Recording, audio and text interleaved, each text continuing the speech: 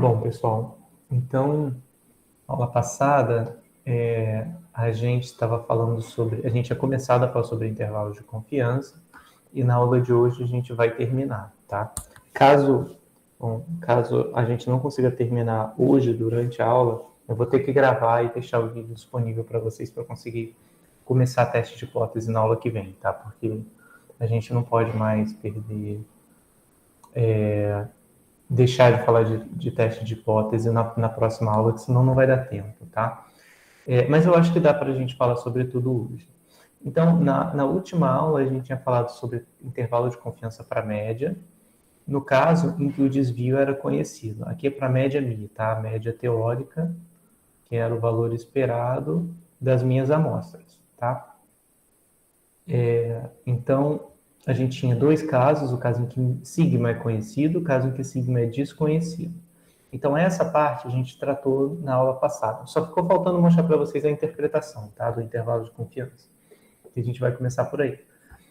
E aí, no resto da aula, a gente vai falar também sobre intervalos para média, mas agora reconhecendo o caso realista, né? Em que sigma é desconhecido.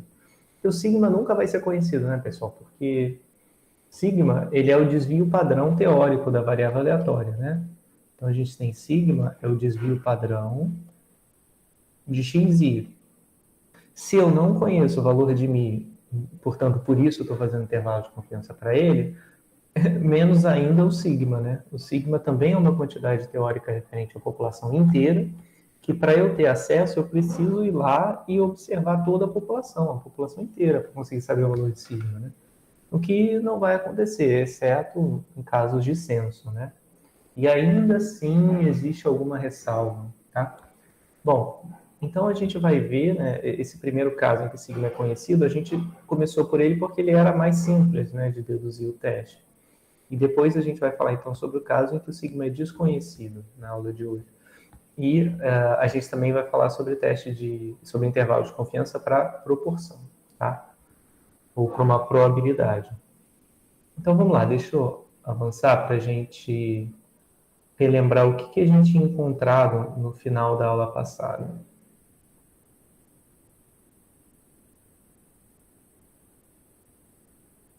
Então, eu vou só copiar para cá o que a gente tinha concluído. Então, a gente tinha especificado, a gente viu o seguinte, né? A gente especifica o nível de confiança,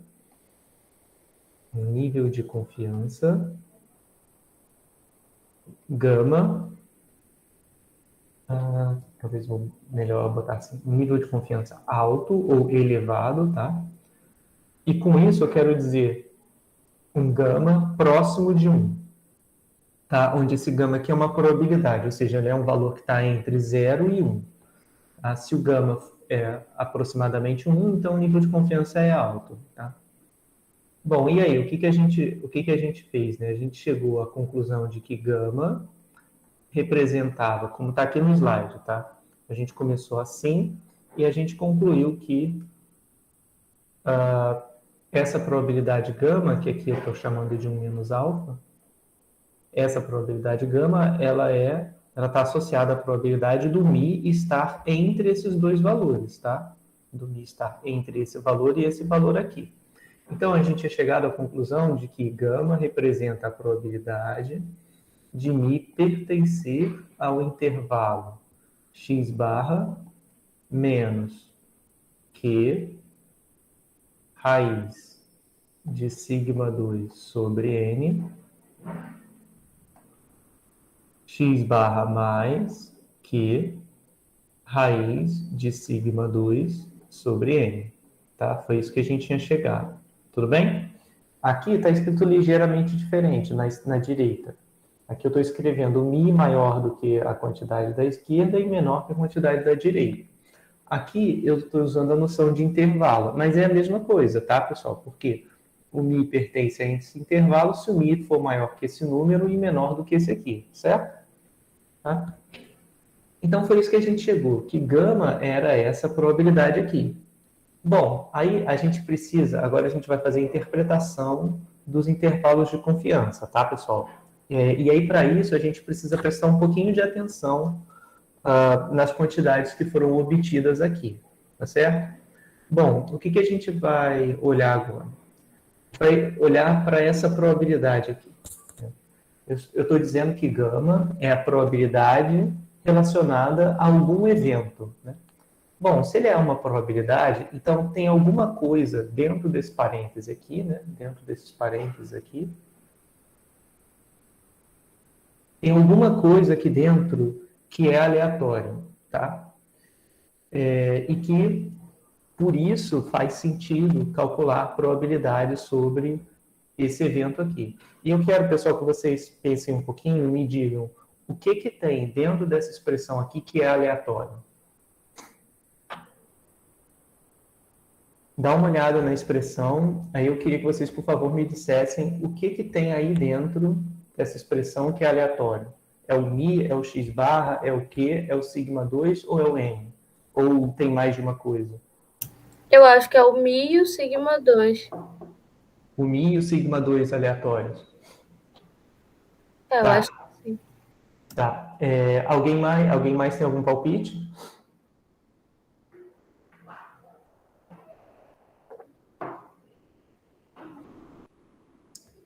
Ninguém mais?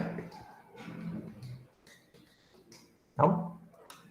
Bom, na verdade, o mi e o sigma 2 são constantes. O mi é um número e o sigma 2 também é um número, tá? Eles só são desconhecidos. No caso, o sigma 2 eu estou supondo aqui que é conhecido, tá? Mas o mi, ele não é aleatório. Por quê? O mi, ele representa o valor esperado das minhas variáveis aleatórias. Ele representa o valor esperado de xi. Esse valor esperado, lembra lá de todos os exemplos que a gente fez? O valor esperado sempre é um número fixo, né? Ele por si só não é aleatório. O que é aleatório é o xi. Esse cara sim é aleatório, tá? Porque o que é aleatório, pessoal, é o que depende da amostra, é o que vem da amostra, porque a amostra é aleatória, né? Então, tudo que a gente vai trabalhar daqui por diante, que é aleatório, vai ser vão ser coisas que são função da amostra, porque a amostra é aleatória. Então, tudo que carrega aleatoriedade é que vem da amostra. Né? Então, o mi, ele não vem da amostra, né? Ele é uma quantidade fixa, né? Ele está lá fixo, é a média da população toda. Né? Então, é um número lá que, se você olhar para todo mundo, investigar a população inteira, é um valor que está fixo. Ele por si só não é aleatório. O sigma 2 também não é aleatório, porque ele é a variância de xi. Né? E aqui, de novo, né? O que é aleatório? É o xi, que é a amostra. Tá? Então, esses dois valores são constantes. Então, aqui, nessa expressão, eu tenho mi constante, Q é um contínuo, é constante, sigma 2 constante, o n também, que é o tamanho de amostra. O que é aleatório aqui é o x barra, tá? O x barra é aleatório.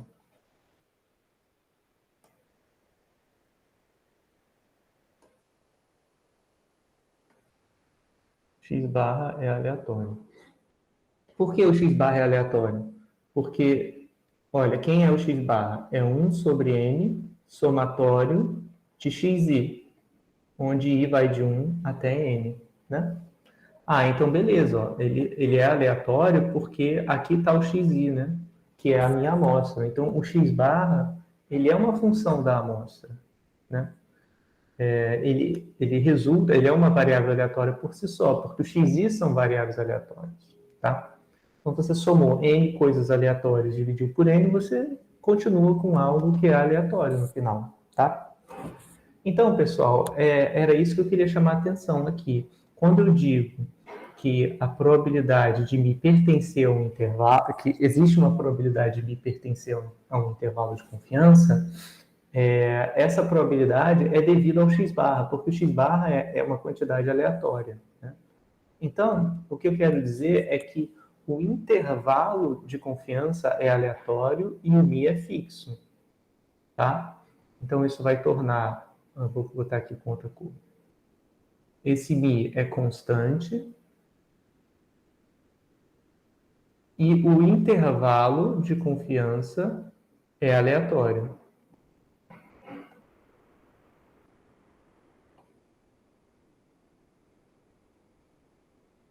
Por quê? Porque o que depende da amostra? O que depende da amostra é o intervalo de confiança. Ele vai depender da amostra através de x barra.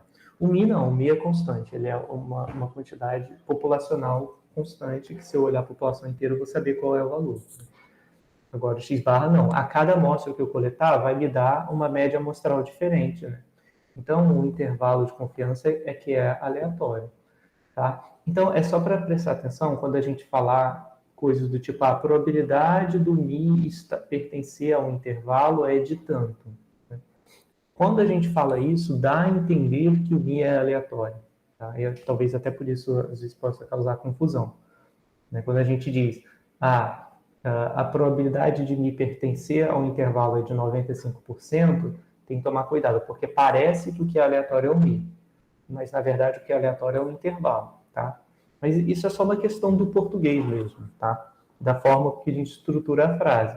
Aí, visando até não rolar essa confusão, a gente costuma dizer, ao invés de falar a probabilidade de μ estar no intervalo de confiança, a gente inverte, a gente fala assim, gama é a probabilidade do intervalo de confiança conter μ. Porque quando a gente fala assim, a impressão que dá é a impressão correta, de que o intervalo é aleatório, né? Então, quando a gente fala probabilidade do intervalo conter μ, aí a gente dá a entender, né, mesmo a pessoa desatenta, que o intervalo, ou às vezes até a pessoa que está aprendendo agora, ou a pessoa que não tem conhecimento de estatística, de que o intervalo em si é aleatório, tá? Então esse é o ponto-chave, pessoal. O intervalo é aleatório, tá? E não o parâmetro. Vamos ver qual é a implicação disso num desenho, para a gente poder entender a interpretação frequentista. Então, ó, aqui eu tenho uma ilustração que está no livro do Pagano, né? Que é essa daqui, tá? Então, nessa ilustração, a gente tem o seguinte: intervalos são intervalos de confiança construídos a partir de amostras diferentes, tá? Todas essas amostras têm tamanho 12, cada uma delas, né? E elas vêm de uma normal com essa média aqui e essa variância. Então, isso aqui é estudo simulado, tá, pessoal, que a gente chama. Então, a gente simula valores da normal, a gente simula amostras de tamanho 12 da normal, com essa média e essa variância aqui. Com base nessas amostras de tamanho 12, a gente constrói vários intervalos de confiança, um para cada amostra. Então, ó, aqui, esse primeiro intervalo, ele foi construído com base na amostra 1. Esse segundo intervalo foi construído com base na amostra 2. E assim sucessivamente, tá? O que cada uma dessas amostras tem tamanho 12. Então, aqui eu vou colocar até entre parênteses um n igual a 12. E aqui também, n igual a 12, tá? Certo? Então, pessoal, ele pegou essa fórmula aqui e tá vendo onde tem x barra? Né? Cada amostra de tamanho 12 gerou um x barra diferente, logo gerou um intervalo de confiança diferente. E aqui ele tá ilustrando, os autores estão ilustrando esse fenômeno que é da aleatoriedade proveniente do intervalo. Né? Vamos olhar o que ele está representando. Ó. O que é essa linha horizontal aqui? Essa linha horizontal está entre 200 e 250. Ela, na verdade, representa a verdadeira média. Né? Essa linha vertical aqui, horizontal aqui, representa o verdadeiro valor de μ, que é igual a 211. Né? Então, isso é o valor dessa reta horizontal aqui. E aí, como ele fez o estudo simulado, ele sabe a verdadeira média, o verdadeiro valor de μ. E aí ele está mostrando, né, pessoal, o comportamento, essa questão probabilística aqui. Né? Ele tem uma probabilidade de que o intervalo de confiança não contenha o verdadeiro valor da média, que é esse μ igual a 211. Então, quando ele fez esse desenho, quando os autores fizeram esse desenho, eles estão mostrando que, olha, quase todos os intervalos contêm um mi, mas eventualmente a gente encontra intervalos que não contêm, e aí eles estão marcando, ele está marcando com esses pontinhos aqui embaixo. Eu não sei se dá para ver, são esses pontinhos aqui. Tá vendo? Ó? Sempre tem um pontinho, o intervalo não está contendo o verdadeiro valor de mi. Né? Aqui, tá vendo? O intervalo não contém, o intervalo não contém, aqui também não contém. Então, isso ilustra a aleatoriedade dos intervalos. Né? Existe uma chance que é bem alta de que o seu intervalo contém, o intervalo que você obteve, contém a verdadeira média da população. Mas isso é uma probabilidade, ainda assim pode ser que aquele intervalo que você obteve não contenha o verdadeiro valor do parâmetro. E por isso se chama intervalo de confiança, porque a gente vai confiar que aquele intervalo contém o verdadeiro valor do parâmetro. Mas a gente tem que lembrar que existe uma chance de que o intervalo não contenha, tá?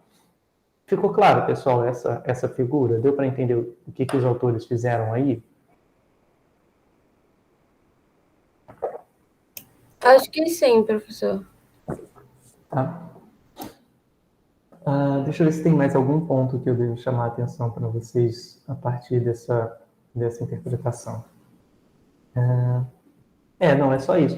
E aí, então, pessoal, a gente vai sempre vai ter essa questão nos intervalos de confiança. Eles podem ou não conter o verdadeiro valor de mi. Não é garantido que vai conter, tá?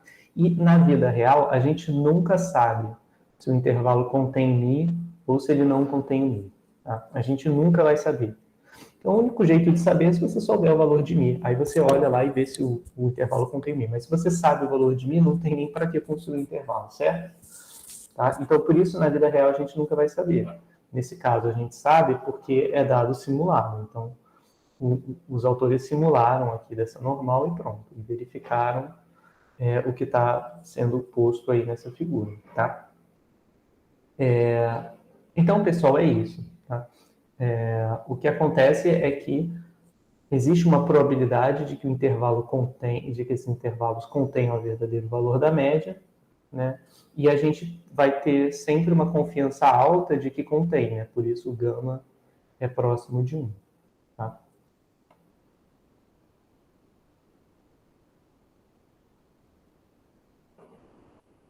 Então, a conclusão a gente tinha tirado no exemplo na aula passada, a gente calculou o intervalo de confiança para o comprimento das pinças do escorpião e a gente tinha chegado nisso. O intervalo para mim de 95% de confiança tinha resultado nos valores 47,08, 49,32, tá?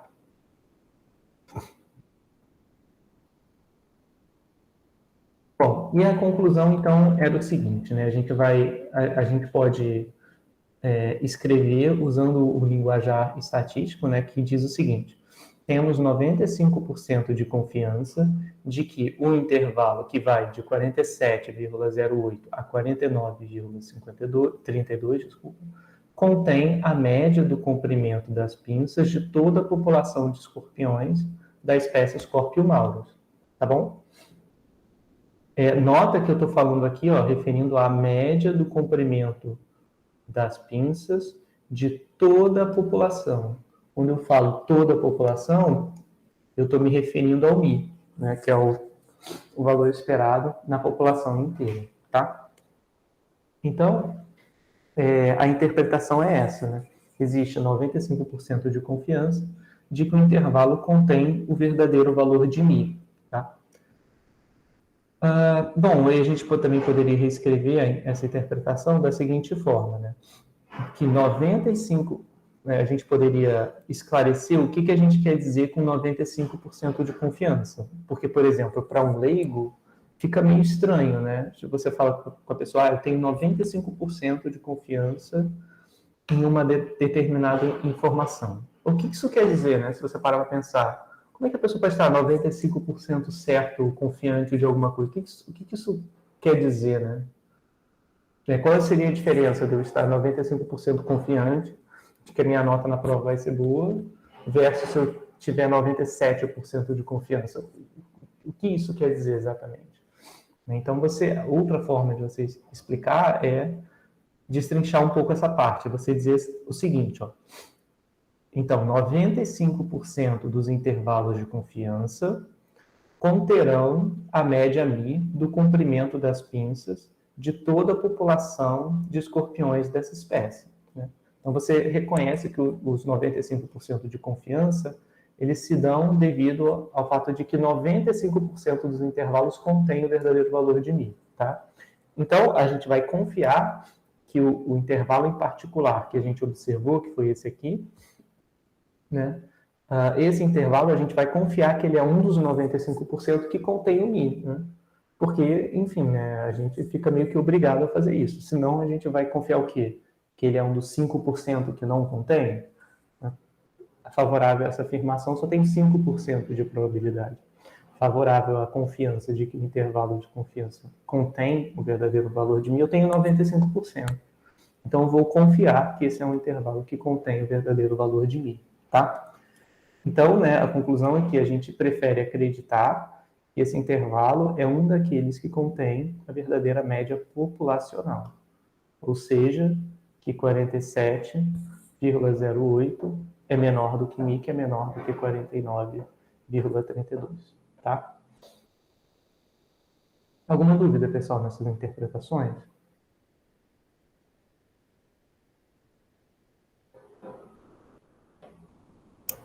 Ô, professor, às vezes eu fico meio, eu não sei se é falta de fazer exercício, mas como que tem alguma coisa que vai deixar claro para mim que o Mi tá lá ou não tá lá? Que o μ pertence ao intervalo? É, Infelizmente, não. Porque a gente nunca vai saber. É como se fosse um teste, né? Teste, por exemplo, teste de COVID. Você pode ter um teste que seja muito preciso e que a probabilidade de dar falso positivo ou falso negativo seja bem baixa. Mas sempre vai existir uma probabilidade que o teste esteja errado, certo? Aqui é a mesma coisa. Se você quiser ter mais confiança de que o μ vai estar dentro do intervalo, você pode mexer nesse valor aqui, nos 95%. Você pode calcular um intervalo de 99%, ou de 99,5%. Né? Se você absolutamente não quiser que que o intervalo não contenha o valor de μ. Né? Se você altera esse nível de confiança, se você altera aqui o gama, né? O que vai acontecer é que o valor de Q que você vai encontrar lá na tabela, lá na normal, vai ser diferente. Esse valor de Q vai ser cada vez maior conforme gama for maior. Mas você tem essa liberdade.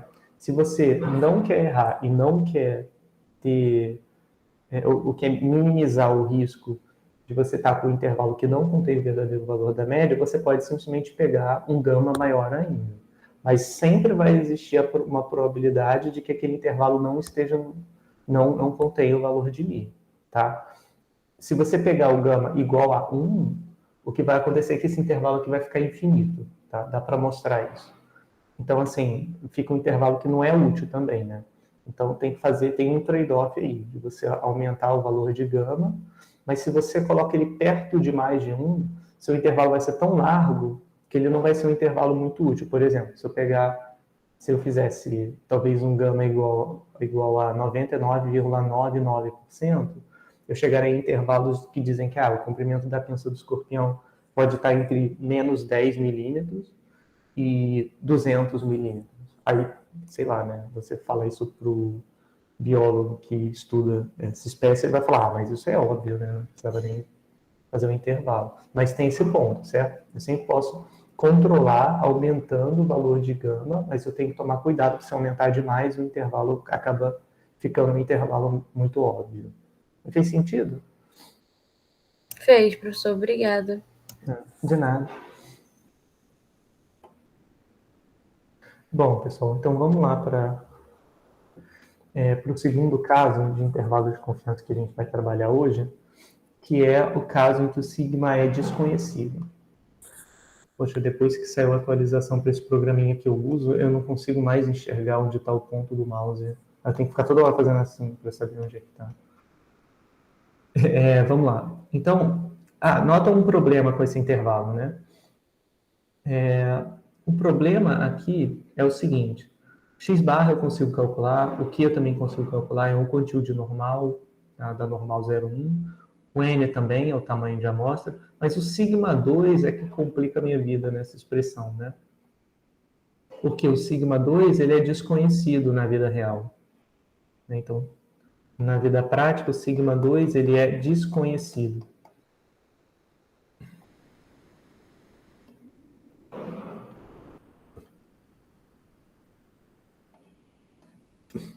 E isso causa problema, né, pessoal? Porque se ele é desconhecido, como é que você vai colocar ele dentro da fórmula? Tá? A gente conseguiu calcular o intervalo de confiança porque aqui eu me aproveitei do fato de ser um exercício didático, né? Então eu falei o seguinte, olha, eu disse, suponho que o desvio padrão é conhecido e vale 1,8. Isso foi uma suposição da minha cabeça, isso não veio de nenhuma amostra, né? Então, só assim para eu conseguir calcular esse intervalo que supõe sigma conhecido. Isso não é real, né? Isso nunca vai acontecer na prática, a gente nunca vai saber o valor de sigma. Então, a gente precisa levar em conta o fato de que sigma é desconhecido, tá? Na hora de obter o intervalo. Por razões práticas, né? Caso contrário, a gente nunca vai conseguir aplicar esse conceito de intervalo de confiança. Então, vamos lá. Como é que a gente pode fazer, então, se o sigma for desconhecido? Então, vamos relembrar da onde partiu o intervalo de confiança quando o sigma era conhecido. Aqui, o sigma era conhecido. E a gente tinha o seguinte. A gente começou notando que se a gente padronizasse x barra, aí como é que padroniza x barra? Subtrai da sua média e divide pelo seu desvio padrão. A gente tinha notado que isso tinha distribuição normal 0,1. Tá? Isso porque x barra tem distribuição ou exata ou aproximada, e aí vai depender se os dados são normais ou se não são. Então, talvez aqui a melhor forma seria botar sempre o aproximado, né? Porque o aproximado não vai estar errado. Então, x bar, porque x barra é aproximadamente normal, com média μ e variância sigma 2 sobre n, tá? Então, a gente tinha o seguinte, a variável x barra padronizada tinha distribuição normal 0,1. E qual foi o caminho, né? Eu vou voltar aqui para a gente ter a nossa continha armada. A gente começou a partir daqui, não foi, pessoal? Então, ó, nota só o que aconteceu. Aqui dentro, eu comecei com a variável aleatória x barra padronizada, né? X barra menos μ sobre raiz. Aí, aqui a única diferença é que ao invés de estar sigma sobre raiz de n, está a raiz de sigma 2 sobre n, mas é a mesma coisa, tá? Se você comparar aqui com aqui, a mesma coisa, tá? Então, eu comecei a partir daqui. E aí é que está o problema, né, pessoal? Por quê? Porque eu comecei com o sigma 2 aparecendo na fórmula. O fato de sigma 2 aparecer aqui dentro, né, quando eu fui fazer a conta e isolar o μ no meio, ele apareceu no extremo do intervalo, né? Então, porque o primeiro passo foi multiplicar tudo por sigma 2 sobre n, por raiz de sigma 2 sobre n. Então, ele acabou entrando aqui no extremo do intervalo, né? Isso é que deu problema, porque ele entrou no extremo do intervalo e acabou, porque eu não consigo mais calcular um intervalo, porque essa quantidade aqui, ela é desconhecida. Então, em paralelo, quando eu tiver, né, reconhecendo que o sigma, na vida real, ele é desconhecido, eu preciso mudar a minha expressão inicial, concorda? Eu preciso de uma que não apareça com sigma aqui embaixo. E como é que eu faço isso? Bom, uma forma de fazer isso, pessoal, é a gente trocar o sigma que a gente não conhece e que é uma quantidade teórica, a gente troca ele por S, né? Onde o S é o meu estimador para sigma, né? Lembra, o S é o que a gente vinha definindo como variância, desvio padrão amostral. É raiz de 1 sobre n menos 1, somatório de xi menos x barra elevado ao quadrado. Essa quantidade S, ela é calculável, né? Ela é um estimador. Por que ela é calculável? Porque só tem coisas aqui que eu vou conseguir calcular com base na amostra. Ó. Aparece aqui o n-1, que é o tamanho da amostra, menos 1. Aqui vai aparecer xi, que são os valores que eu coletei da amostra. O x barra, que é a média amostral que eu calculo a partir da amostra. Tá? Então, nesse caso aqui, o S, ele é calculável, eu consigo calcular, ao passo que o sigma eu não conseguia, tá? Então beleza, se eu começar com essa quantidade aqui, né, eu consigo obter meu intervalo de confiança, né? Porque aqui, ao invés de ser sigma 2, vai passar a ser S2. Deixa eu até fazer com outra letra, porque esse verde às vezes é meio difícil de entender. Então, ao invés de entrar sigma 2, vai entrar S2. Ô, professor, mas não fez sentido. Por que o sigma eu não consigo calcular, mas o S sim? Porque o sigma você tem que calcular na amostra toda. Desculpa, tem que calcular na população toda. Que quem é o sigma? O sigma é a variância de xi.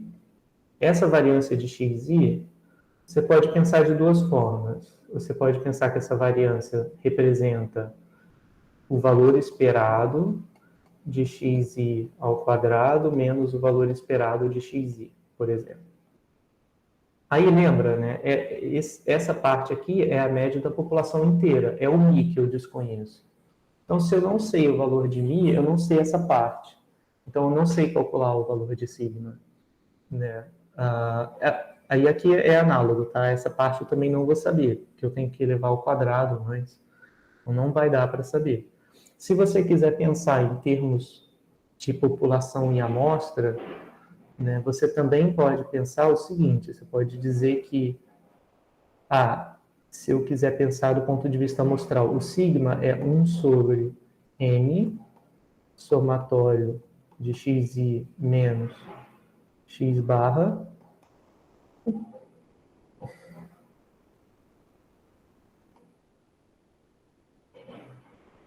aqui é n, que é n grande, onde esse valor de n grande é o tamanho da população inteira.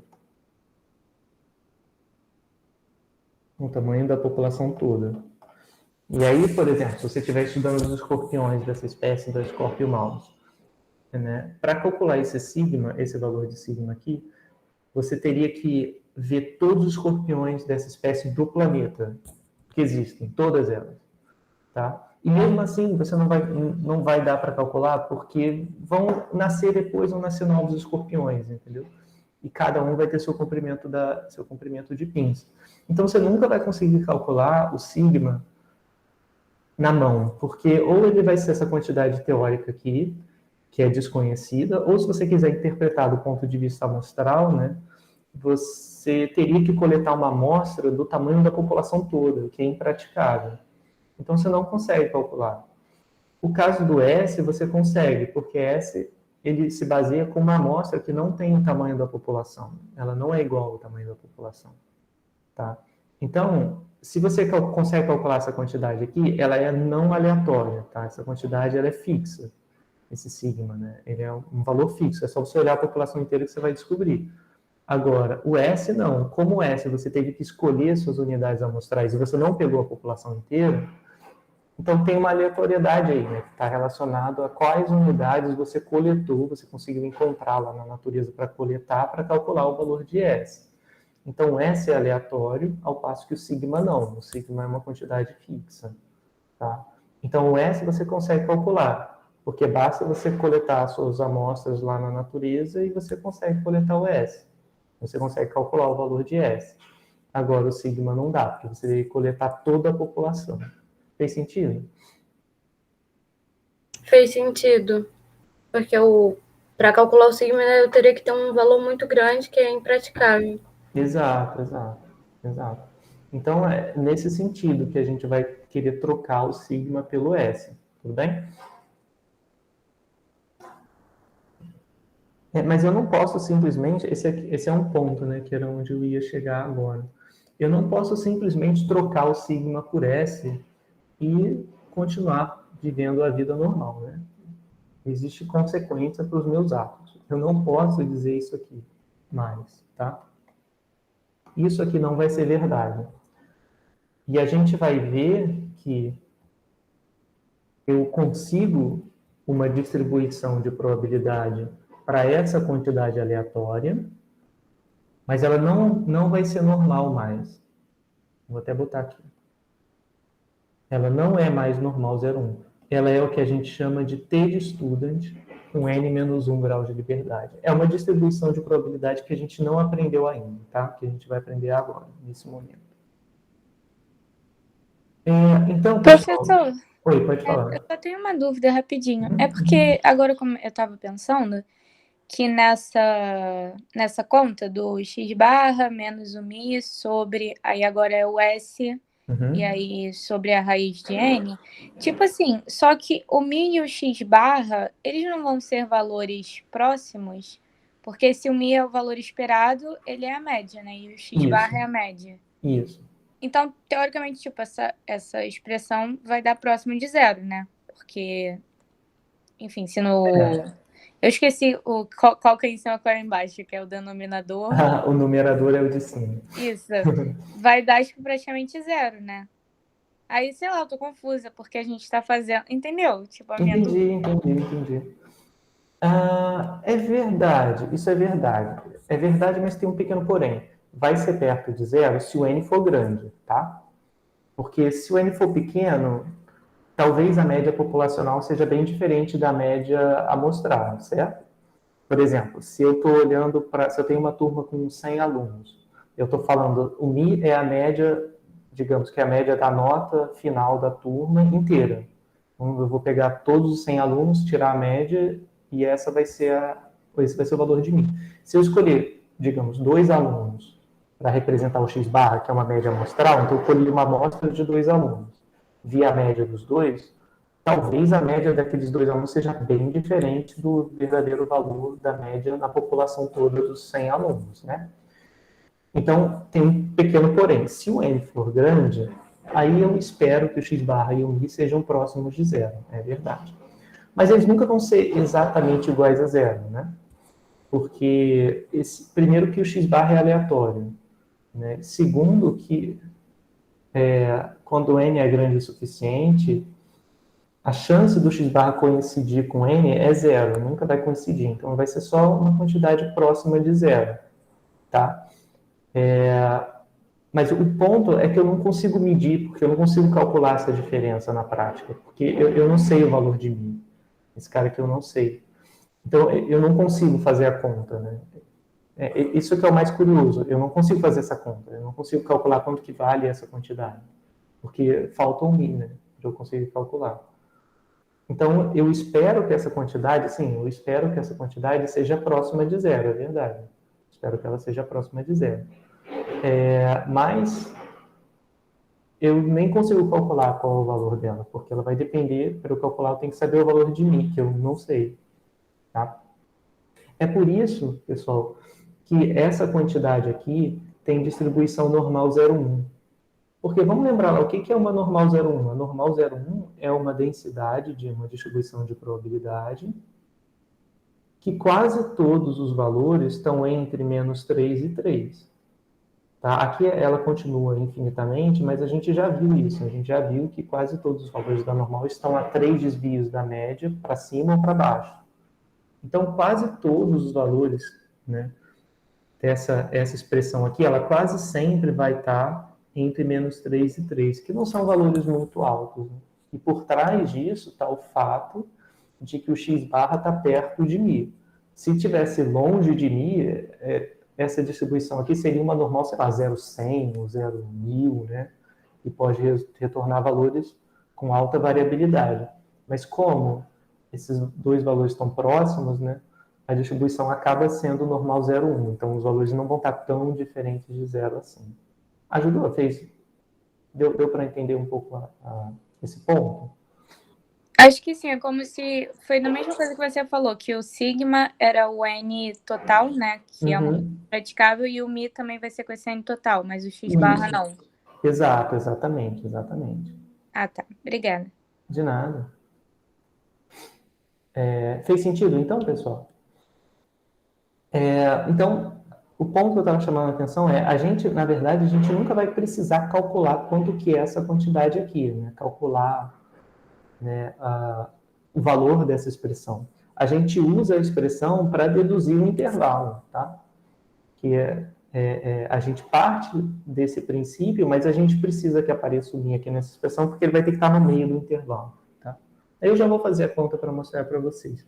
Eu só quero primeiro chamar a atenção para essa distribuição T de student aqui, que é uma distribuição totalmente nova, que a gente não tinha falado anteriormente, tá? Essa distribuição, essa variável aleatória T, ela é diferente, né, do Z, que é a variável aleatória que tem distribuição normal 0,1, né?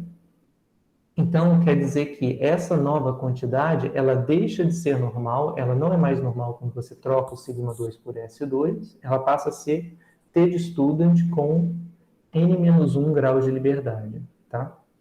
E aqui, na verdade, não deveria ser essa anotação, deveria ser T, parêntese, N-1, tá? Então, o N-1 se chama grau de liberdade, tá? Da T de student. Então, essa T de student é uma distribuição de probabilidade que ela só tem um parâmetro. São os graus de liberdade, que é esse valor que aparece aqui. A normal tem 2, né? A normal tem o mi, tem o sigma 2. A Poisson tem 1, que é a Poisson lambda. E a T tem 1 também, que é o número de graus de liberdade. Aqui. Comumente a gente denota por mi. Esse valor parece um V, tá? Mas não é V não, é mi que chama, tá? Então, a T de student, ela tem esses graus de liberdade aqui. Né? Nota que o valor da quantidade de graus de liberdade é igual a n menos 1, que é o tamanho da amostra, menos 1. Bom, vamos comparar, então, a T de student com a normal, porque a gente tinha uma distribuição que anteriormente era normal e agora passa a ser T de student. Então, eu preciso comparar as duas para saber o que mudou, né? Então, vamos lá. Aqui, pessoal, eu coloquei um gráfico. Essa aqui é uma ilustração da Wikipédia, se eu não me engano. Tá? Então, aqui tem um gráfico da T de student, com diferentes graus de liberdade. Então, o que está sendo denotado aqui é a T com mi graus de liberdade. Então, isso é cada uma dessas curvas aqui. Quando o número de graus de liberdade é igual a 1, eu estou com essa curva aqui laranjinha, tá vendo? Quando o número de graus de liberdade é 2, eu estou com essa curva roxa, e assim sucessivamente. Né? Então, a gente tem que a T de student ela parece muito com a normal, né? Quando a gente olha assim. Porque a T de student ela é simétrica em torno de 0, tá vendo? Mas ela é mais dispersa que a normal. Ou seja, ela tem as caudas, que é o que a gente chama que as caudas são mais pesadas. Né? As caudas da T de student, o que é a cauda da distribuição? A cauda é essa região aqui, que está à esquerda e à direita. Tá? Então, quer dizer, as caudas, são mais largas, ou mais pesadas, ou mais densas. Tá? Por que as caudas são mais pesadas? Elas são mais pesadas porque a T tem mais aleatoriedade dentro dela. Né? A gente pode pensar assim de forma intuitiva do que a normal. Por quê? Olha só para essa distribuição aqui, para essa variável aleatória daqui da esquerda. O que é aleatório aqui? É só o x barra. O mi é fixo, o sigma é fixo, o n é fixo. Então, do lado esquerdo, só tem uma fonte de aleatoriedade. Olha do lado direito. Do lado direito tem duas fontes de aleatoriedade, o x barra e o s. O s também vai depender da amostra que eu coletei, né, que é uma amostra menor do que a população toda, então vai ser um valor aleatório. Tá? Como a da direita tem duas fontes de aleatoriedade e a da esquerda tem uma só, a da direita tem mais dispersão, tem mais variabilidade, porque dentro dela tem duas variáveis aleatórias, ao passo de que aqui só tem uma. Tá?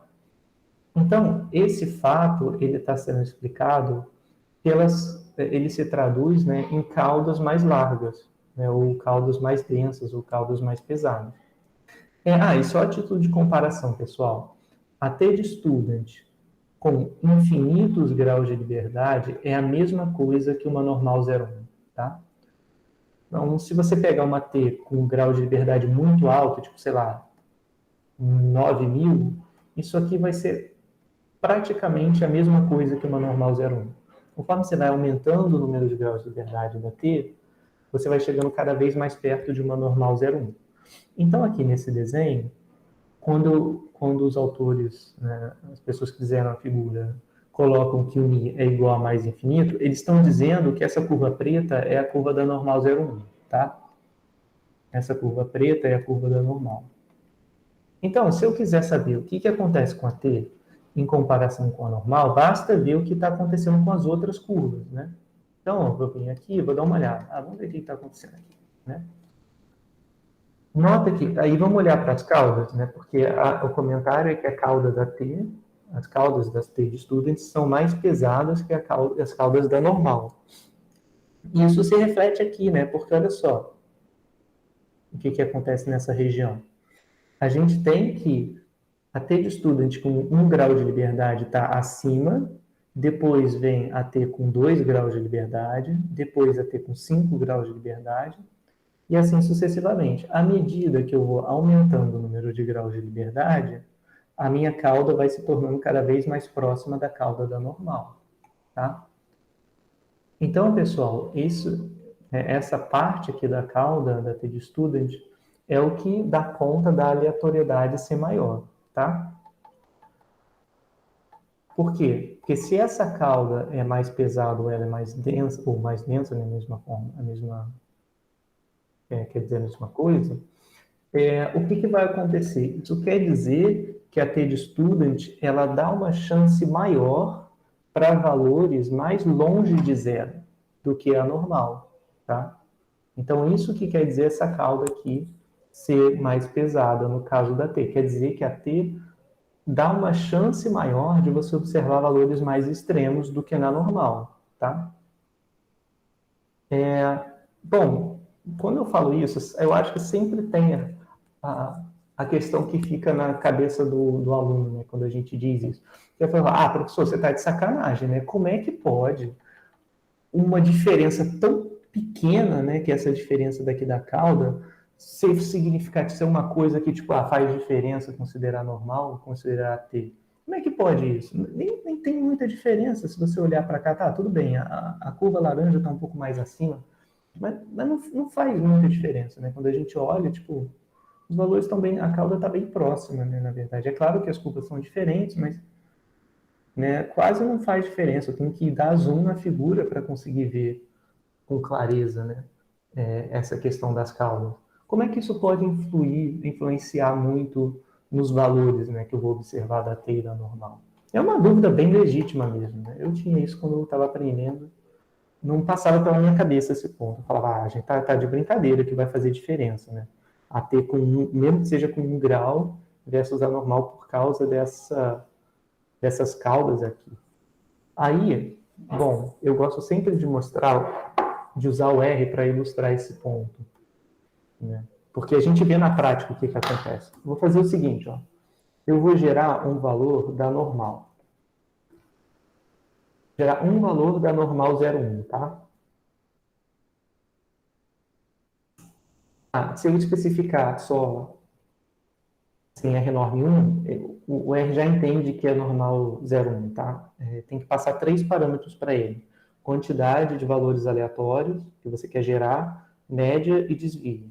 Se você só passa um valor, ele vai entender que aquele valor é a quantidade de observações aleatórias e a média e a variância é o default da função do R, que é o 0, 1, né? Que é a média 0 e a variância 1. Eu posso escrever assim. Deixa eu dar um zoom aqui para poder mostrar para vocês. Zoom. Então, ó, gerei um valor aleatório da normal 01, gerei outro. Tá vendo? Não está dando valores drasticamente diferentes de 0. A gente viu que vai estar tudo entre menos 3 e 3. com alta probabilidade, tá? Eventualmente eu vou observar alguns valores acima de 3 ou abaixo de menos 3, mas é raro. Agora vamos fazer na T. O comando que gera da T é RT, tá? Agora eu vou gerar um valor da T e eu tenho que botar o número de graus de liberdade. O número de graus de liberdade é DF, que é Degrees of Freedom, tá? Então, DF igual a 1. Então, vou colocar uma T de estudante com 1 grau de liberdade só, que é a que é mais diferente da normal. E vou começar a gerar valores da T agora. Tá?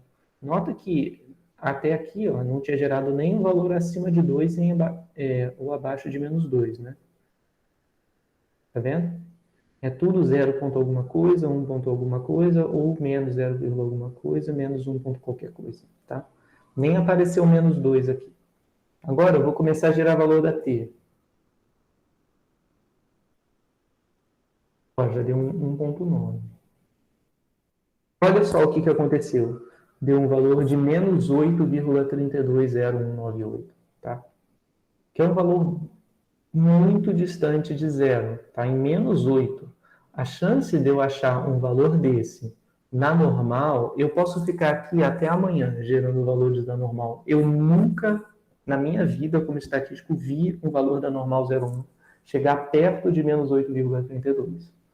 Se a gente quiser saber qual é a probabilidade associada a achar um valor menor igual a esse ou menor, vai ser uma probabilidade baixíssima. Quer ver? Vou fazer P enorme, esse valor aí, menos 8,320198. Tá? Olha a probabilidade como deu baixa. Deu 4,39 vezes 10 elevado a menos 17. A chance, isso quer dizer que a chance de eu observar esse valor aí que saiu na T, ou um valor mais extremo do que ele, na normal 0,1, é menor do que a chance de eu ganhar na loteria jogando na Mega Sena apostando 6 números. É menor do que a chance de eu ganhar na loteria. Porque a chance de ganhar na loteria eu acho que não sei se é 1 em 5 milhões ou 1 em 50 milhões. Isso daria 10 elevado a menos 6 ou menos 7, dependendo do valor. Menos 6 ou menos 7, porque aqui é 10 elevado a menos 17. Ou seja, a chance é ainda mais baixa. Então, pessoal, mesmo a T sendo, como é que fala? Sendo o fato da T ser mais dispersa do que a normal, né, você ter mais variabilidade do que uma normal, exatamente traz essa possibilidade de observar valores mais extremos. Que na normal eu posso ficar aqui a vida inteira que eu não vou conseguir. Nunca chegar num valor menos 8,3, por exemplo. E aqui eu gerei, tipo, sei lá, menos de 10 valores da T e já apareceu um valor grande assim. Né? Se eu quiser fazer, aí eu só vou terminar aqui para a gente poder prosseguir. Mas eu posso fazer uma amostra de tamanho maior, por exemplo. Eu posso gerar uma amostra da T com 10 mil valores. Eu criei minha amostra da T e aqui são 10 mil valores. Eu posso fazer o histograma dessa amostra. Eu vou botar a frequência igual a falso, enfim, só para aparecer densidade. E olha só como vai aparecer uns valores bem extremos. É a amostra que eu esqueci. Tá vendo? O meu gráfico vai até menos uns 5.000 por aí. É que não dá para ver porque o tamanho da barra é muito pequeno, mas aparece aqui, ó. Vou mostrar para vocês quem é o menor valor da minha amostra T.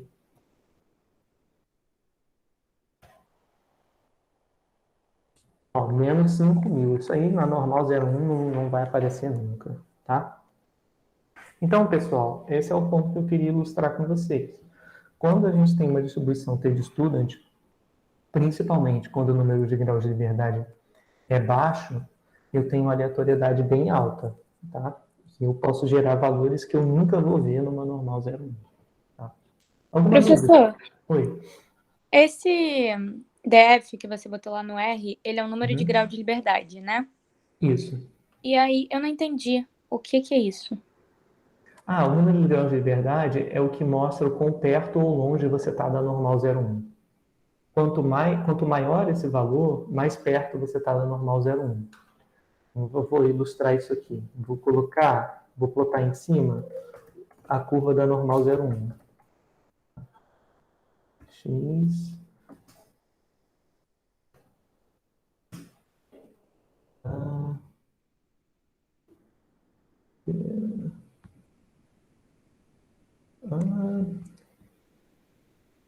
Ué, não fez? D enorme, X. Estranho.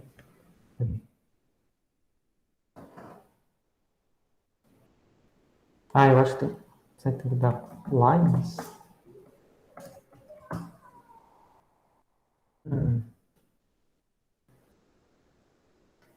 Estranho. Deixa eu gerar. Vou mostrar comparando as duas coisas. Vou gerar aqui. D enorme.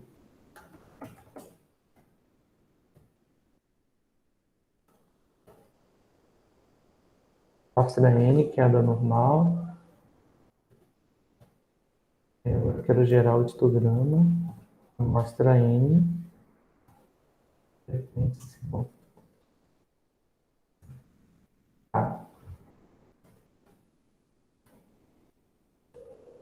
Enorme que X é de outro. Beleza. Então, estranho. Aí no da T ele não fez. Como é que ficou engraçado. Nossa, ele até fez, mas o valor veio aqui para baixo. Eu achei curioso porque... Nossa, que esquisito. Por que aconteceu isso? Eu coloquei a frequência igual a falso. Quando a frequência é igual a falso, ele faz a densidade. Bom, enfim, né? Ficou bem longe. Eu vou gerar com outros graus de liberdade, 10, por exemplo. A gente vai ver que vai ficar um pouquinho diferente. Pronto, aí já ficou um pouco mais bem comportado, mas nota que eu já gerei valores abaixo de menos 5 e acima de 5. Na normal 0,1, eu nunca vi dar um valor acima de 5 ou abaixo de menos 5. Quando eu fizer o gráfico da normal, até parece que está aproximando bem. Mas a cauda, o problema todo é nas caudas. E nas caudas é extremamente difícil de enxergar. Porque a cauda está associada aos valores dessa densidade aqui que estão muito próximos de zero. Tá? Mas, na verdade, o que vai fazer diferença do número de graus de liberdade é quanto maior o valor dos graus de liberdade, mais perto eu vou estar da normal 0,1, tá? De uma normal padrão. Então, se o número de graus de liberdade for 1, a T de student vai ser muito diferente da normal. Se o número de graus de liberdade for igual a 2, vai ser muito alto. Talvez uma forma... Desculpa, se o número de graus de liberdade for 100 ou 1000, né, as probabilidades de acordo com a T vão ser bem mais próximas das probabilidades de acordo com a normal. Tem uma forma melhor de fazer isso. Vou mostrar para você com P enorme e PT, tá? P enorme, a gente já viu que é a acumulada da normal, tá? Em um ponto. Então, se eu quiser a acumulada da normal no valor 3,5, foi 0,99976. Agora eu quero comparar com a acumulada da T. Esse mesmo ponto, 3,5. E eu vou variar o número de graus de liberdade. Tá? Então, olha só quanto que vai ser a acumulada no ponto 3,5 da T com 1 grau de liberdade. 0,91, já deu bem diferente, né? Aqui era 99,9%, aqui é 91%. Se eu for aumentando a quantidade de graus, por exemplo, 4, tá vendo? Vai ficando mais perto. Agora eu vou aumentar para 10. Tá vendo? Mais perto. Agora eu vou colocar 1000. Aí já não vai ser, mas virtualmente não vai fazer mais diferença. Vai ser bem próximo mesmo. P enorme estava dando 99976, aqui está dando 99975, tá? Então, o número de graus de liberdade, quanto mais alto, mais perto as probabilidades vão estar das probabilidades sobre a normal 0,1, tá? Fez sentido? Sim, e aí o número que você bota antes desse é o número da amostra, é isso? Isso. No caso do P, o que ele está representando é o seguinte. No caso do P-norme, tá? No caso do P-norme e do PT, né? Por exemplo, PT de 3,5 isso aqui representa a probabilidade da T ser menor do que 3,1 quando 3,5, desculpa, quando T tem distribuição T de student com 1 grau de liberdade. Né? Aqui o P norme de 3,5 representa a probabilidade de x ser menor do que ou igual a 3,5 quando o x tem distribuição normal 0,1. Então, é só quando eu faço esses valores, eu só estou comparando para ver se esse valor é parecido com esse. Aqui é a mesma probabilidade, só que uma é com respeito a t e a outra com respeito a normal. Então, se uma estiver próxima da outra, essas probabilidades têm que dar aproximadamente iguais. Fez sentido?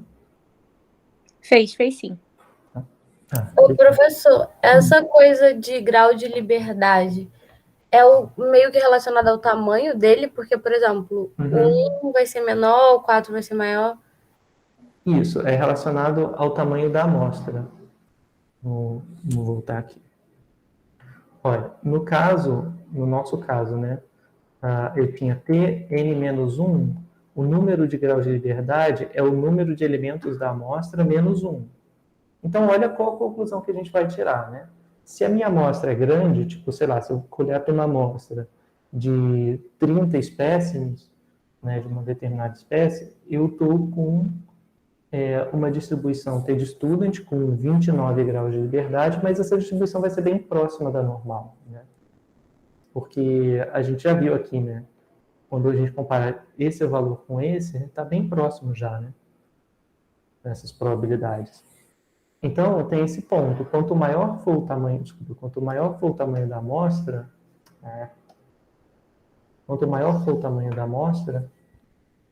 mais próximo eu vou estar do caso em que o sigma é conhecido, né? Que é o caso em que a distribuição que eu vou usar para achar meus quantis é a distribuição normal 0,1.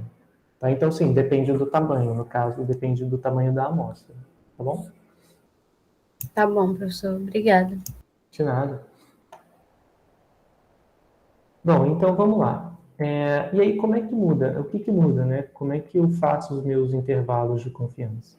O que muda é que agora eu vou ter que usar a T de student, tá? Aqui, pessoal, a gente não vai usar a tabela, e, enfim, é bem mais fácil usar comandos do R para calcular os quantis que a gente vai precisar, tá?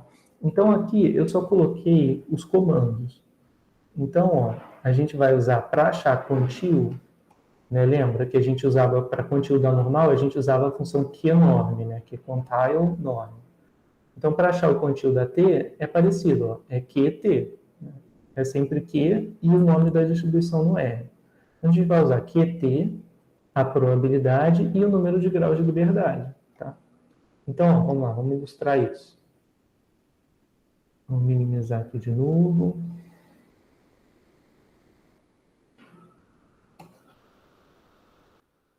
Ó, por exemplo, aqui eu cheguei que a probabilidade acumulada na T com 4 graus de liberdade, né, a probabilidade acumulada no 3,5 era 0,91. Então, se eu quiser achar quantio agora, vamos achar qual é o quantio referente a essa probabilidade.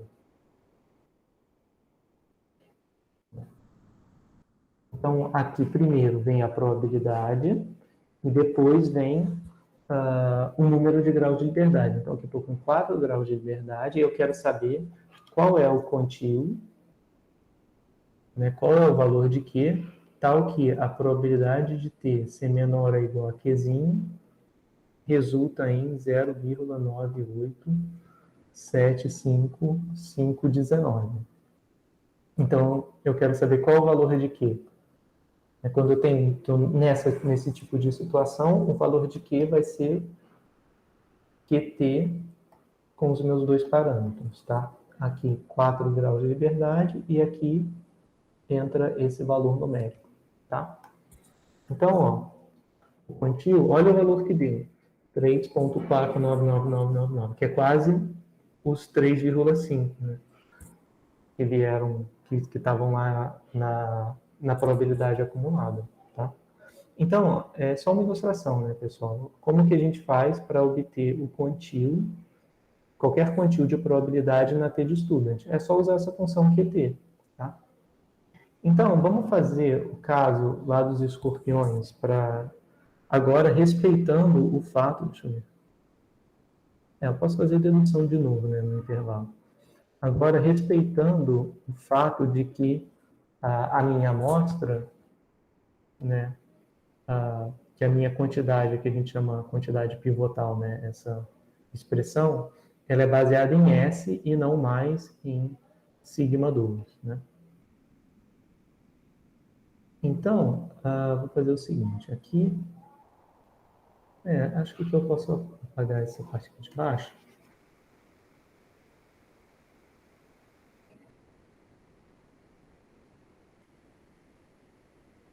Tá? Então, o que eu vou fazer vai ser o seguinte, eu vou fazer de novo o intervalo de confiança. Então, ó, aqui eu tenho 1 menos alfa, que é o valor de gama. Aqui eu tenho 1 menos gama sobre 2. E aqui eu tenho também 1 menos gama sobre 2, para cá e para cá, tá? Aqui eu estava denotando como 1 menos alfa, mas tudo bem, tanto faz. Eu só mudei a nomenclatura. Vou passar a botar gama de probabilidade no centro. Agora eu estou na curva da T. E as caudas têm probabilidade 1 menos gama sobre 2, 1 menos gama sobre 2. Tá? Então, pessoal, como é que eu vou fazer? Agora eu vou eu vou reconhecer que sigma é desconhecido e vou usar a expressão que está do lado direito. Então, ó, eu comecei com gama sendo igual à probabilidade dessa quantidade aqui, que eu estou chamando de T, né? Vou chamar isso aqui de T, estar entre menos Q e Q. Vê se não é isso, ó. O gama é a probabilidade do T estar entre menos Q e Q. Aqui só para ficar claro, né, para não confundir com o Q do outro teste, eu vou botar T, tá? Tzinho. Tzinho e menos Tzinho. Porque aqui o TS e o TI, como a T também é simétrica, né, pessoal? O TI vai ser igual a menos TS. Tá? Então, se eu chamar esse cara de T, esse aqui vai ser menos T. Então, gama é a probabilidade de T, variável aleatória, está entre menos Tzinho e Tzinho. Tá? E aí, é só eu substituir, né? Quem é o valor de T grande? Então, T grande é x barra menos μ dividido por S sobre raiz de N.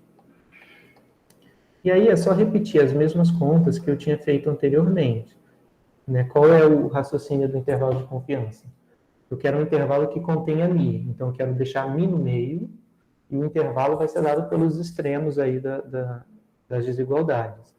Então, para isolar o μ no meio, eu vou ter que multiplicar os 3 por S sobre raiz de N. Então, vai dar menos T, S sobre raiz de N, menor que x barra menos μ, menor do que T, S sobre raiz de N. Tudo bem, pessoal? Ó, aqui eu multipliquei por S sobre raiz de N, aqui também, e aqui também. Tá? Então, quando eu multiplico aqui por S sobre raiz de N, corta aqui embaixo, e aqui vai ficar menos TS sobre raiz de N, TS sobre raiz de N. Tá? E agora eu vou prosseguir. Isso aqui eu vou obter menos x barra menos t s sobre raiz de n menor do que menos μ, menor do que... aqui o que eu estou fazendo, né? Eu estou tirando o x barra, ou seja, eu estou subtraindo o x barra nos 3 lados, né? Então, quando eu subtrair daqui, vai embora o x barra, e aqui vai ficar menos x barra mais ts sobre raiz de n. E aqui Agora, multiplicando por menos 1, né?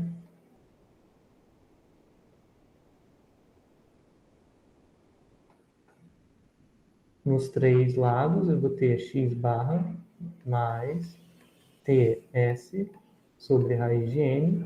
Aí, lembra, né? Sempre que eu pego a desigualdade e multiplico por menos 1, eu inverto o sinal da desigualdade. A gente já falou sobre isso na última aula. Então, aqui onde era menor, passa a ser maior.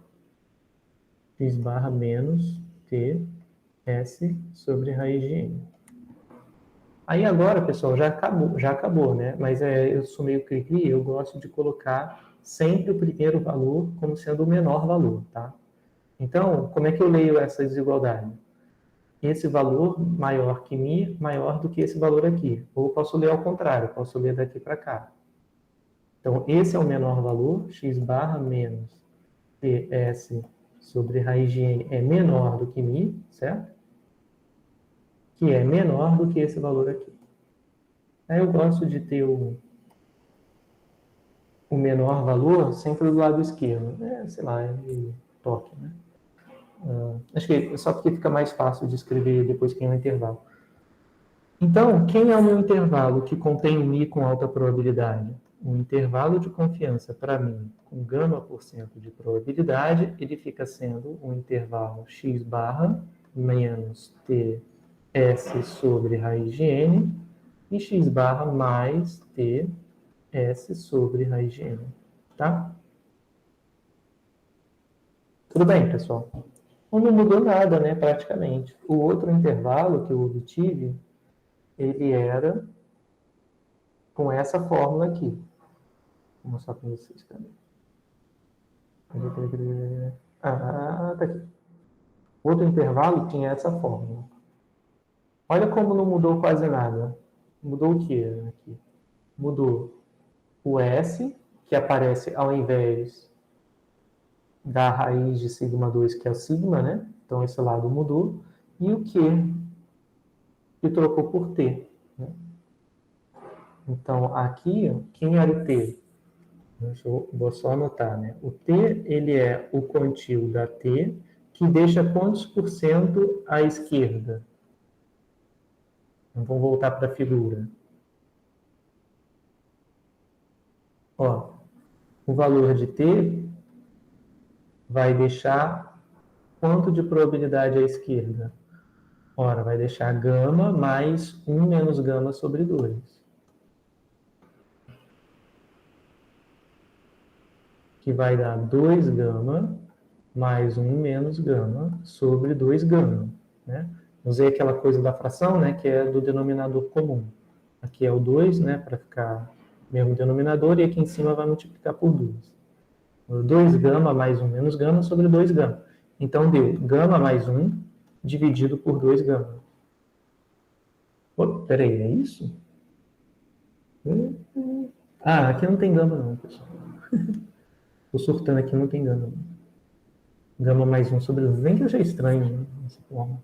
Tá? É só o denominador comum, é 2, né, no caso. Então, aqui eu multiplico por 2, aqui divido por 2, vai dar 2 gama mais 1 menos gama. Esse 2 gama com menos gama vai dar gama mais 1 sobre 2. Então, o quantil da T que eu tenho que procurar, ele é o valor de gama mais 1 sobre 2. E qual o número de graus de liberdade? N menos 1. Tá? Então, pessoal, só mudou isso. Né? Mudou o valor de T e mudou que aqui eu vou usar o S, não vou usar mais o sigma 2. Tá? Enquanto que aqui na normal, o valor que aparecia para Q, vou até colocar aqui. O valor para Q era Q enorme com referente ao quê? A mesma probabilidade, né? Gama mais 1 sobre 2. Então, só mudou isso. Mudou o sigma 2, passou a ser S2, e o Q passou a ser T, onde o Q era um quantil que vinha da normal, e agora é um quantil que vem da T. Tudo bem? Ô, professor, vai ser mais comum eu ter normais ou eu ter esse outro caso? O outro caso, o caso da T. Por quê? Porque esse aqui, ó, depende do sigma 2. Esse aqui é incalculável, ele nunca vai aparecer na nossa vida, porque para eu calcular o intervalo que está na direita, eu tenho que saber o valor de sigma 2, que eu nunca sei. Então vai ser sempre, a gente vai usar sempre o caso do intervalo que está na esquerda da tela, né, que é um intervalo com base na t-de-student, nunca com base na normal, porque a gente não sabe o valor de sigma 2. A única razão que eu apresentei esse aqui primeiro é que esse é mais fácil, que esse usa conteúdo normal e tal, usa só coisas que a gente já aprendeu. Aqui, esse intervalo da esquerda usa essa variável aleatória que a gente não tinha definido até então, né? Então, por isso que a gente começa ensinando geralmente o caso sigma conhecido, reconhece que ele não é prático, mas dado que, uma vez que a gente entende o caso sigma conhecido, o desconhecido é mais fácil de entender e de aceitar. Aí a gente reconhece, beleza, usei o caso em que sigma é conhecido, mais como um recurso didático, né? De tentar simplificar um pouco e tornar o primeiro intervalo de confiança que vocês veem mais amigáveis, tipo, mais fácil de deduzir, e reconhecer que ele é só uma etapa didática mesmo para facilitar apresentar o sigma, o caso em que sigma é desconhecido, que é o caso que a gente vai usar na vida real. Tudo bem? Tudo bem. Quando a gente escuta, assim, geralmente em pesquisar, vamos testar se a distribuição é normal. Eles tentam calcular esse sigma, então? Boa pergunta. Na verdade, não. Na verdade, eles fazem teste de hipótese, mas que as hipóteses são os dados são normais versus os dados não são normais. Né? Ou então, tipo, os dados são os dados ou o x-bar? Não, tipicamente são os dados mesmo. Existem formas e formas, tá, de verificar a normalidade. A gente estava vendo nas aulas passadas que uma forma de testar pela normalidade é fazer o histograma. Se o histograma ficar parecido com uma normal, ficar algo assim, mais ou menos, sei lá, né? Parecido com uma normal, beleza, você tem evidências de que a sua variável é normal. Agora, isso é uma coisa bem, não posso dizer, bem quebra-galho, né? Bem informal. É olhar o histograma, ver se ele parece ser simétrico, se parece ser simétrico, os dados são normais. Aí, existe uma metodologia que é mais robusta estatisticamente do que simplesmente olhar para o histograma e ver se ele parece ser normal, que é teste de hipótese para normalidade. Aí já é uma coisa um pouquinho mais avançada. Você tem um teste de hipótese que vai dizer, os seus xis são normais, com média mi sigma 2, essa é a sua hipótese inicial, e a sua hipótese alternativa é de que os dados não têm distribuição normal, né, para nenhum valor de mi e sigma 2. Eles não são normais, digamos. É uma outra metodologia, mas o que eles fazem eles podem, tipicamente, comparar o gráfico da acumulada com a acumulada da normal. Você vai botar a acumulada empírica e vai comparar com a acumulada da normal. Se ela for muito diferente, se elas forem muito diferentes, você conclui que os dados não são normais. Então, assim, eles não tentam calcular o valor de sigma, porque para calcular o valor de sigma não dá, né? A gente não consegue nem tentar, porque tem que olhar a amostra toda, né? A gente só consegue calcular o valor de S. Então, assim, é um bom raciocínio, que a gente pode pensar, é porque eu conhecer o valor de sigma que torna a distribuição não normal, né? O conhecer ou não conhecer é que diferencia a distribuição da normal da distribuição da T. Só que eu não consigo conhecer o valor de sigma. Então, usa-se outra metodologia. É aquela do Kike-plot que eu estava mostrando para vocês. Né? Você fazia os quantis no eixo X, tinha os quantis teóricos, e no eixo Y tinha os quantis empíricos. E aí você comparava. Se eles estivessem perto de uma reta, né, é porque a sua hipótese da teoria corresponde com o que você observou. Se não estiver perto de uma reta, é porque seus dados não devem ser normais. Tá? Não sei se ficou mais claro, mas eles não vão olhar o valor de sigma. Eles fazem de um outro jeito, mas o princípio é o que você notou mesmo. É de verificar se os dados parecem vida normal ou não. É só uma forma mais elaborada do que simplesmente fazer o gráfico e ver se está simétrico. Entendi, professor. Obrigada. De nada. Bom, vamos lá. Mas depois, qualquer coisa, eu posso comentar sobre isso à parte, mas eu tenho que falar mais lá na frente, quando a gente começar a fazer teste de hipótese, a partir da próxima aula. Bom, então tá. Então vamos lá. Eu estava mostrando para vocês, então, né, qual era a expressão do intervalo de confiança. Então, bom, deduzimos, né, o valor do intervalo e a gente chegou nessa mesma expressão que está aqui nos slides. Então, nas pinças dos escorpiões, né, como é que a gente retoma, né? Como é que a gente calcula o intervalo correto agora? O intervalo que a gente tinha calculado, se não me engano, era esse aqui, o intervalo que a gente obteve.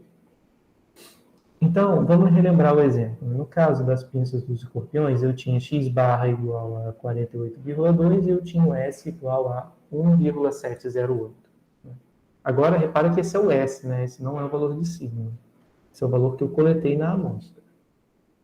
Então, vamos lá, calcular o intervalo. Então, o meu intervalo fica sendo 48,2 menos t vezes 1,708 dividido pela raiz de quantas observações eu tinha? Eu tinha 10 observações. E aqui, 48,2 mais t, que multiplica 1,708 sobre raiz de n. Tá? Então, esse era o meu intervalo. A raiz de n é a raiz de 10, eu já posso substituir aqui, e fica faltando o valor de t. Faltando esse valor de t, que é esse meu quantio aqui, né? Então, no caso dos escorpiões, eu queria um nível de confiança 0,95. Então, o que vai entrar aqui? O valor de Q vai ser QT 0,95 mais 1 dividido por 2. Quantos graus de liberdade? 9. E aí vamos ver quanto é que dá isso aqui. Bom, isso aqui vai dar 1,95 sobre 2. Isso vai dar 0,975, tá? Então, vamos lá no R para a gente poder calcular o valor de t, para poder ilustrar lá com vocês. Bom, então, ó, QT, o valor de t vai dar QT de 0,975, tá? Com 9 graus de liberdade. Porque se a minha amostra é de tamanho 10, né, então o número de graus de liberdade é igual a tamanho da amostra menos 1, que é o 9.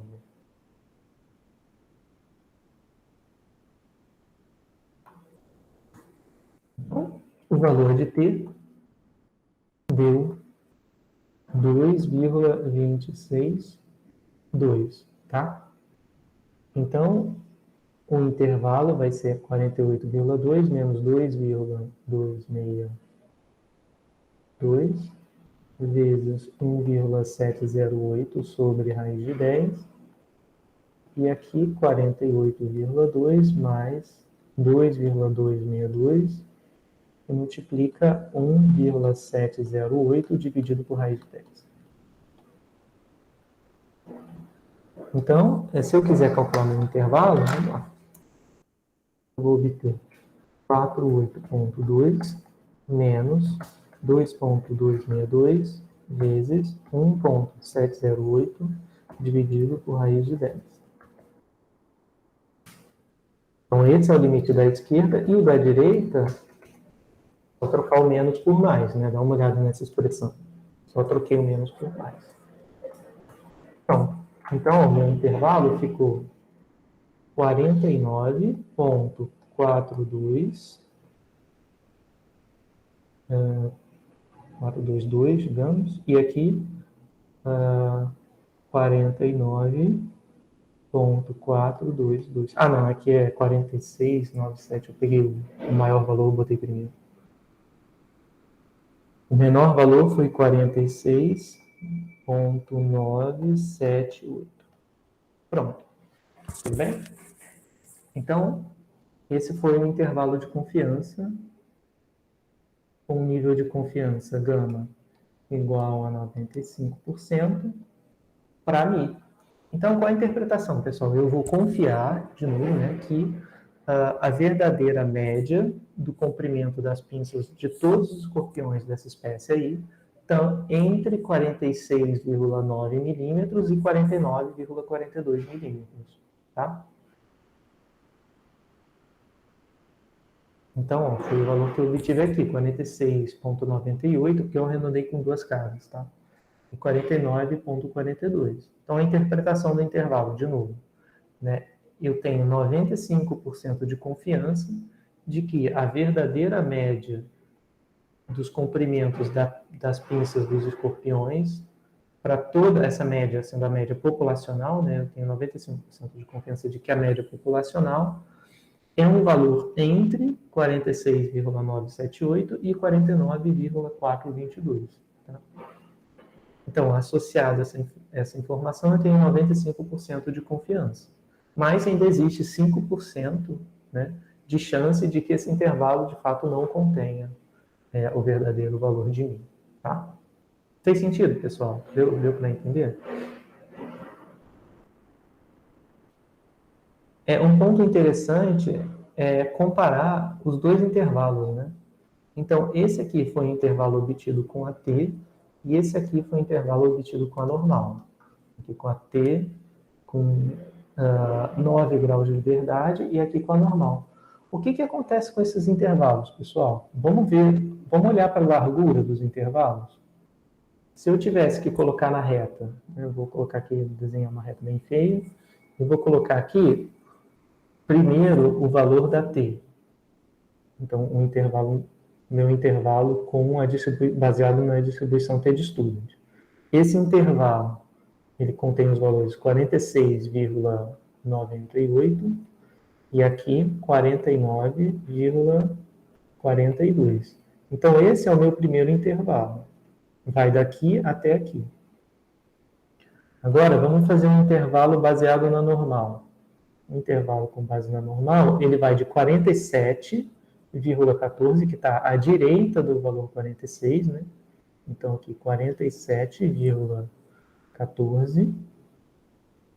E o extremo da direita é 49,26, que está à esquerda desse valor aqui, né? 49,26. Então, olha só, o intervalo de confiança com base na normal é um intervalo mais curto, né? Ou seja, um intervalo mais preciso do que preciso no sentido de ser mais curto. Então, um intervalo de comprimento menor do que o intervalo na T. O intervalo na T vai do ponto em verde até o ponto em verde. Por que isso aconteceu? Ora, aconteceu porque a normal é menos dispersa que a T. Então, como a normal é menos dispersa que a T, o intervalo com base na normal ele é menorzinho. Então não deveria usar o intervalo com base na normal, ao invés de usar o intervalo com base na T? Né? Essa é a pergunta que fica, porque o intervalo com base na normal é menor. Né? O intervalo com base na normal é um intervalo menor. Só que é um intervalo que pressupõe uma hipótese incorreta. Pressupõe que a gente conheça o valor de sigma. Então, mesmo que o intervalo dê menor, eu, de fato, eu não tenho a mesma confiança. Mesmo que eu faça com o mesmo nível de confiança, porque eu sei que eu estou violando uma das hipóteses, né, usadas na construção do intervalo quando eu uso o intervalo normal, o intervalo que vem da normal. Então, estou violando a hipótese de desconhecer o sigma, né? Então, estou falando assim, eu conheço o sigma, então isso não é verdade, tá? Então, a gente não vai usar mesmo o intervalo da normal sendo mais curtinho, a gente não pode usar, porque ele pressupõe algo que o nosso procedimento de amostragem não consegue satisfazer, que é conhecer o valor de sigma, tá? Então, pessoal, isso veio, esse comprimento menor veio do fato de eu estar usando a normal no pontil, ao invés de estar usando a T. Então, eu preciso usar a T de estudo, tá?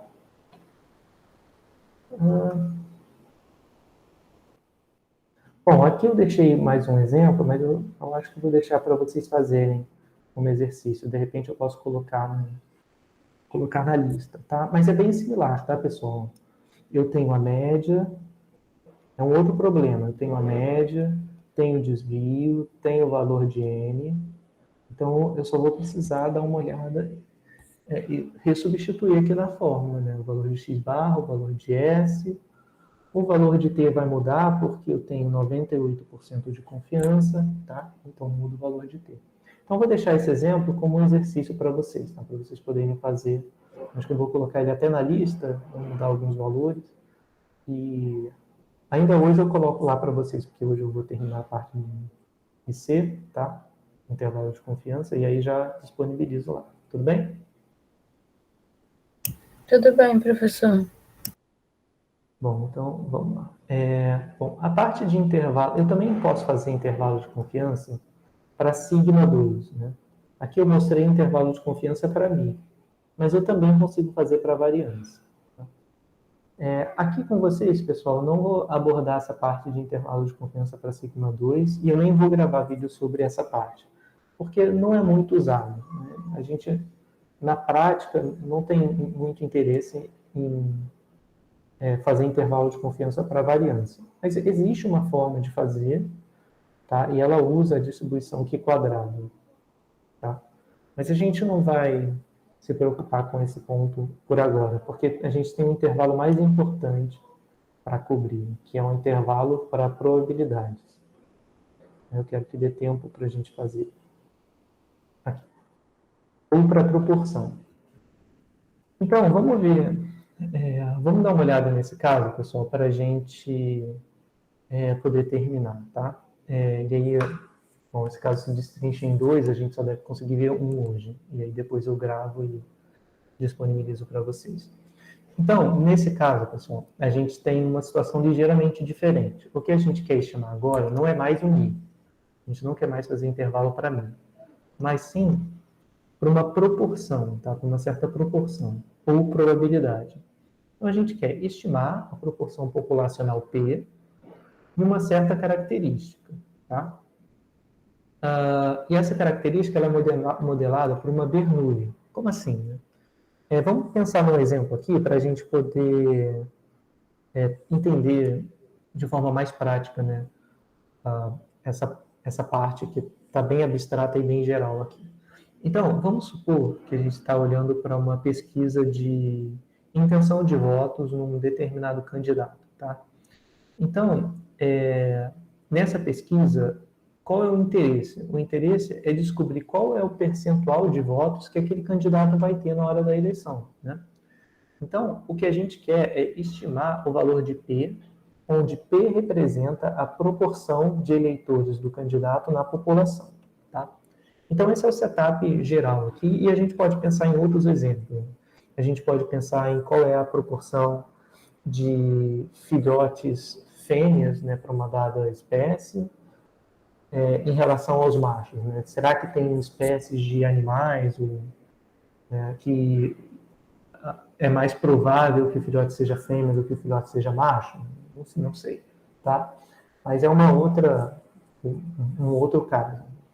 Então, a gente pode pesquisar, né, qual a proporção de usuários de cocaína, sei lá, num determinado presídio, né? Você pode fazer uma amostragem e tentar estimar aí qual seria o percentual, né, na população inteira, tá? Então, é esse tipo de situação que a gente vai estudar agora.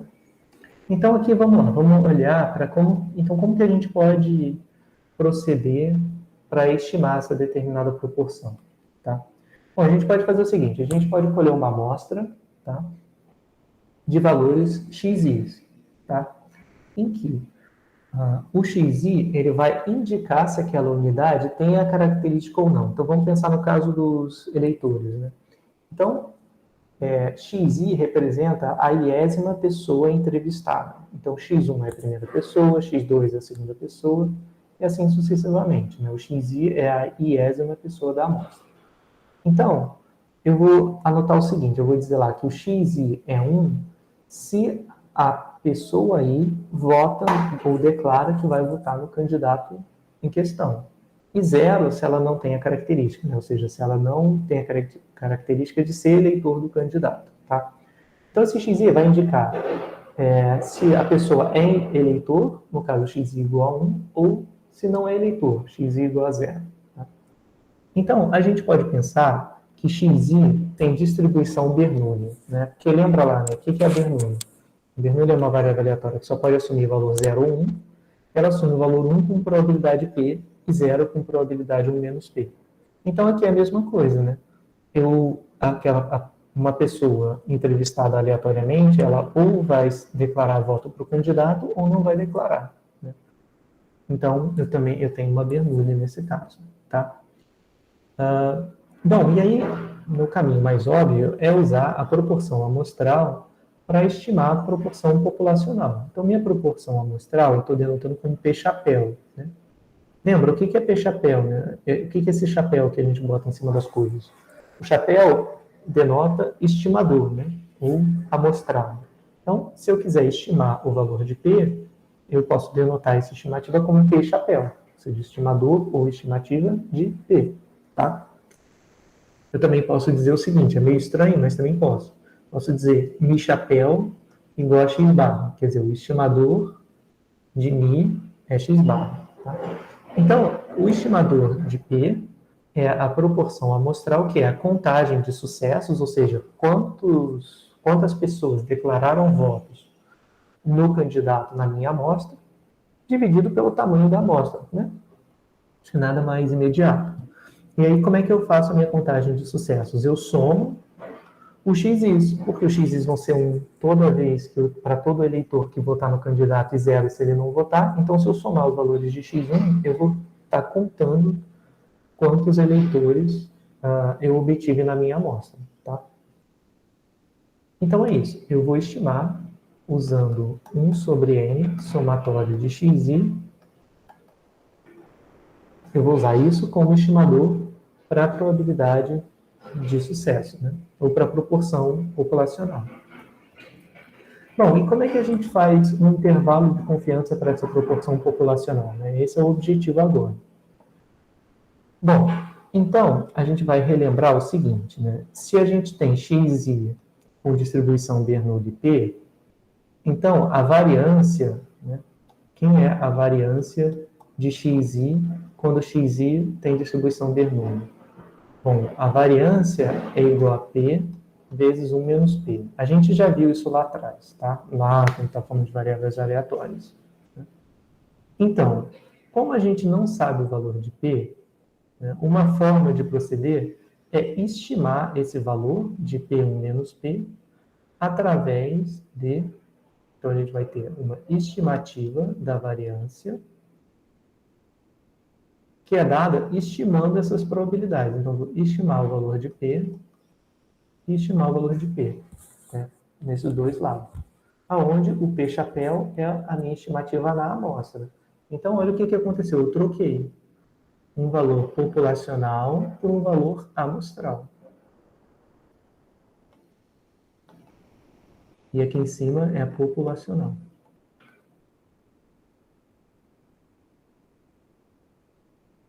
Então, olha, pelo TCL, a gente tem o seguinte. Então, vamos lá. O TCL me diz que x barra tem distribuição aproximadamente normal, tá? Onde aqui entra mi e aqui entra sigma 2 sobre n, onde mi representa o valor esperado do xis e o sigma 2 representa a variância do xis, né? Isso aqui, né, se n é grande, né? Isso aqui é para n grande. Então, pessoal, o caminho é usar o TCL. Por quê? Nota o seguinte. P chapéu não é 1 sobre N somatório de xi? Isso é a mesma coisa que x barra, né? Olha só que interessante. O x barra, no caso em que x é Bernoulli, equivale à proporção amostral. Ele recebe esse outro nome, nesse caso especial. Então, o meu x barra é o P chapéu. Né? E aí, quem vai entrar como o valor de μ? O valor de μ era o valor esperado de xi. Só que xi é Bernoulli. Bernoulli P. Então, quem é o valor esperado de xi? Ora, é P. Então, aqui vai entrar P. E quem é a variância de xi? A variância de xi é P1 menos P. Então, aqui vai entrar P1 menos P. Né? Então, a gente tem o seguinte, ó. A gente pode reescrever da seguinte forma. Então, reescrevendo.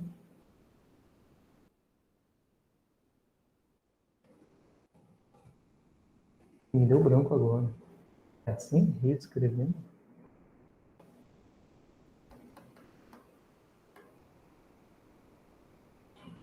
Gente, eu esqueci se reescrevendo se escreve com 2 S ou com um S só. Eu acho que tem 2 S. Ai, e o pior é que isso fica gravado, né? Para as pessoas me zoarem depois. Reescrevendo. Ficou melhor. Obrigado. Então, ó, reescrevendo, a gente tem o seguinte. P chapéu tem distribuição aproximadamente normal. A média é P. E a variância é P1 menos P sobre N. Tá? Só troquei aqui. O sigma 2 botei P1 menos P e o μ botei P. Bom, e aí, pessoal? Como é que a gente vai fazer agora? A gente vai fazer o seguinte. Vai fazer igual a gente tinha feito antes. A gente vai padronizar o P chapéu. Então, ó, padronizando o P chapéu. Padronizando P chapéu, a gente tem o seguinte. P chapéu menos P, né? Porque eu padronizo subtraindo a média e dividindo pelo desvio. Então, quem é o desvio? O desvio é a raiz de P, 1 menos P, sobre N. Tá? Então, isso aqui vai ter distribuição aproximadamente normal 0,1. Tá? Bom, e aí, né? E agora, como é que eu vou fazer? Aí eu tenho um pequeno problema. Qual é o problema? Vou fazer o seguinte, vou colocar... Ô, professor, perguntinha rápida. Esse chapeuzinho, então, já indica que é amostral. Isso. Tá. Isso. Se eu botar o chapéu em cima de um parâmetro, quer dizer a versão amostral daquele parâmetro, entre aspas, tá? Tranquilo. Beleza. Então, pessoal, fiz um destaque aqui. Eu coloquei esse P1 menos P em preto aqui, porque ele vai ser especial em um certo sentido. Tá? A gente vai ver que vai dar um problema eu deixar P1 menos P aqui. Porque qual é o objetivo? Né? O que eu tenho que fazer agora para construir um intervalo? Vou fazer a mesma coisa, né, que a gente já vinha fazendo antes. Vou colocar aqui, essa é a distribuição de Z, que é a distribuição normal 0,1. Eu peguei normal 0,1 por causa dessa parte aqui, tá?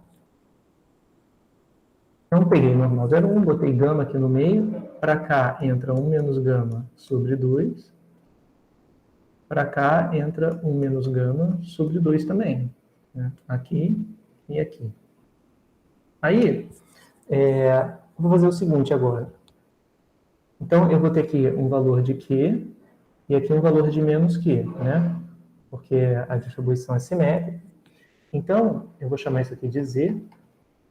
Então, o que eu quero obter é o seguinte. P de Z estar entre menos Q e Q.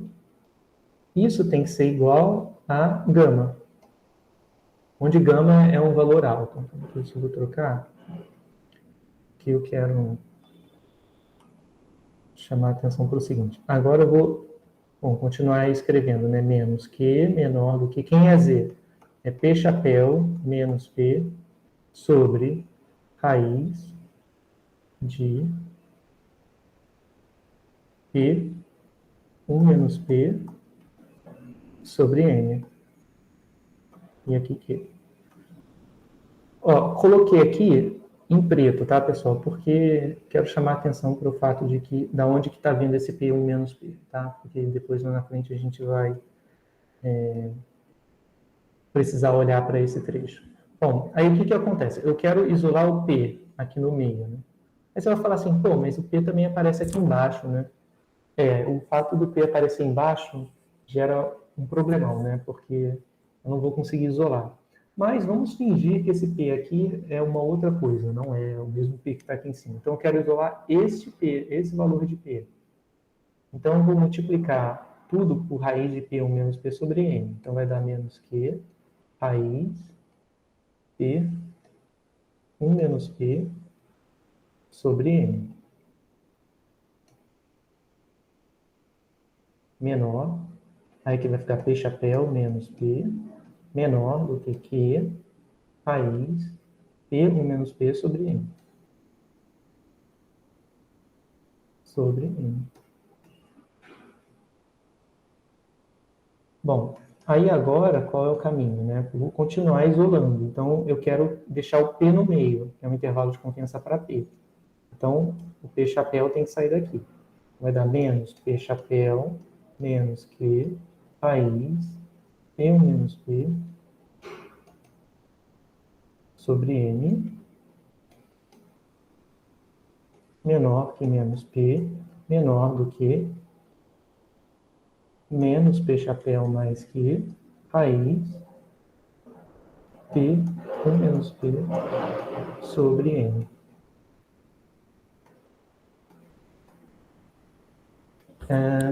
Aí, para eu terminar, né, eu vou multiplicar tudo por menos 1 e tudo mais, né? E aí, o menor valor vai ser esse aqui. Tá? Então, já vou colocar o menor valor primeiro. P chapéu menos que raiz P1 menos P sobre N. E aqui... Ops. Agora, aqui vai dar essa parte com menos 1, né? Parte aqui com menos 1. Vai dar P chapéu mais que raiz de P 1 menos P sobre N. Beleza. Então, terminei, né? Quem é o intervalo de confiança? Onde é que está o meu ponteiro? Ah, tá aqui. Quem é o intervalo de confiança gama? O intervalo vai ser P chapéu menos Q raiz de P 1 menos P sobre N vírgula. Fica mais fácil fazer assim. Que curioso. Pronto. Aí aqui eu tenho que trocar por mais. Tá? Então, pessoal, ficou bem similar ao outro caso, né? Só que eu tenho um problema. Qual o problema? Eu não consigo calcular esse intervalo por causa dos extremos, né? Porque tem esse P1 menos P que está em preto, o P é a proporção populacional. Se eu quero fazer um intervalo para essa proporção, é porque eu não conheço ela. Então, eu não consigo calcular esse valor aqui. Né? Aí, a gente faz o seguinte, pessoal, que é uma coisa meio feia de fazer, mas é um jeito, né? A gente pode estimar, reconhecer que essa parte em preto foi que gerou todo o problema, tá vendo? Então vai ser parecido com o caso da TED Student, porque eu vou colocar um chapéu aqui, quer dizer, trocando a estimativa populacional por uma estimativa, trocando a proporção populacional por uma estimativa dessa proporção, né, que é o P chapéu. Quando eu faço isso, toda essa parte em preta ganha um chapéuzinho, né? E aí eu consigo calcular, consigo fazer as contas. Eu consigo obter, de fato, o meu intervalo de confiança, tá? Tudo bem? Aqui, pessoal, é ligeiramente diferente do caso da TED Student, porque eu consigo provar que a distribuição limite é normal 0,1, mesmo quando eu troco esse limite, o que eu digo quando o n vai para infinito, né? Ou quando o n é grande. Mesmo quando eu troco o P chapéu o P por P chapéu, eu ainda tenho uma distribuição limite normal 0,1, tá? Então, a gente fez um certo acostumamento, né, trocando P por P chapéu, mas, por outro lado, né, esse resultado continua valendo, essa aproximação pela normal 0,1, ela vale mesmo assim, né, desde que o N seja grande o suficiente, tá? Então, é bem parecido, tá, pessoal? A única coisa que muda em comparação com o intervalo, quando o sigma era conhecido, né, a única coisa que muda é aqui entra P1 menos P e aqui entra P chapéu, né, que continua sendo média amostral, né? Então, essa é a única diferença. Lá era x barra, aqui também é x barra, né? P chapéu é x barra. E aqui é que muda mais, né? Aqui é a minha estimativa do desvio padrão, que acaba sendo x barra 1 menos x barra. Tá? Ou P chapéu 1 menos P chapéu, não é a mesma. Tá? Isso é o que a gente chama de intervalo não conservador. Tá? E, enfim, depois eu vou mostrar para vocês uma outra forma que não usa, que depois eu vou gravar e vou colocar para vocês lá no YouTube, que não usa esse princípio de trocar a proporção populacional pela proporção amostral. Tá? Bom, pessoal, eu vou parar por aqui, porque faltam só 3 minutos, e já vou pedindo desculpas pela correria aí do final. Mas deu para entender, assim, a lógica por trás da construção do intervalo? Acho que sim, professor. Né? Talvez tenha ficado um pouquinho rápido, né? Mas vai ficar gravado. Aí depois vocês dão uma olhada com calma, tá? E aí eu vou fazer só depois gravar, né, a parte do intervalo de confiança que a gente chama de conservador, tá? Que é só mais um slide e aí faço o exemplo, tá, com vocês e deixo lá no YouTube para vocês verem. E aí hoje eu já coloco para vocês a lista de exercícios para vocês irem treinando essa parte de intervalo de confiança. Tudo bem? Tudo bem. Bom, então é isso, pessoal. Um abraço e desculpa aí pela correria no final da aula. Espero que dê tempo de vocês assistirem as eventuais aulas que vocês tenham aí às 10. Nada. Obrigada, Um professor. abraço, pessoal. A gente se vê então amanhã. Tchau, tchau.